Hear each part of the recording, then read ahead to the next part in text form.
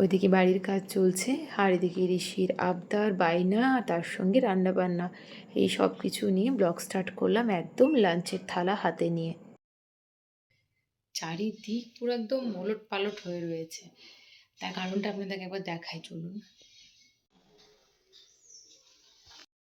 এই কারণের জন্য চারিদিক এরকম অগোছালো। এই যে আজকে আমি আবার মহান কাজ করেছি, সেটা হচ্ছে একটু রোদ হয়েছিল, বৃষ্টি তো কদিন থেকে হচ্ছিল, বিছানা সব তোষকগুলো একটু রোদে দিয়েছিলাম।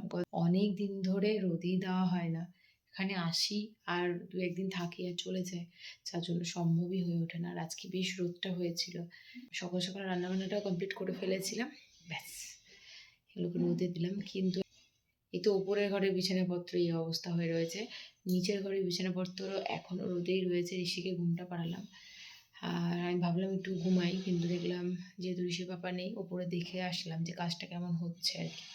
ওপরে একবার আসলাম দেখতে যে কাজটা কেমন হচ্ছে, তো মোটামুটি চলছে।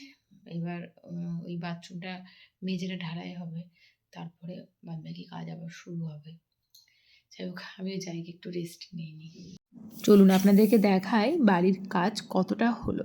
এগুলো আগেই হয়েছিল, আজকে শুধু এই মেঝেটা হলো আর তার সঙ্গে প্লাস্টার হলো। আর এদিকে একটা বড় উইন্ডো রেখেছি, বাথরুমটা একটু খোলামেলা হলে বেশ ভালো লাগে। ওইদিকে এখন প্রচুর কাজ বাকি রয়েছে। এই যে এই ঘরটা প্রথমে ভেবেছিলাম যে রান্নাঘর করব, তবে নিচ থেকে উপরে আসা আর সম্ভব না, তাই নিচেই রান্নাঘরটা করে নেব। আর এদিকে একটা ছোট্ট বারান্দা রয়েছে শীতকালে বা গরমের হাওয়া খাওয়ার জন্য, আর যেহেতু দক্ষিণ দিকে রয়েছে হাওয়াও বেশ খেলবে।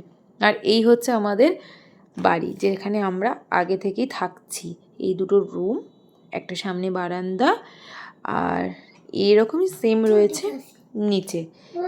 বাড়ি দেখে তো বুঝতেই পারলেন যে কত কাজ বাকি রয়েছে, তবে যতটুকু আমাদের দরকার ঠিক ততটুকু করেই এবারের মতন কাজটা বন্ধ করব। সম্পূর্ণ কাজ করতে গেলে 2-3 মাস সময় লাগবে, সে সময় তো আমাদের হাতে নেই।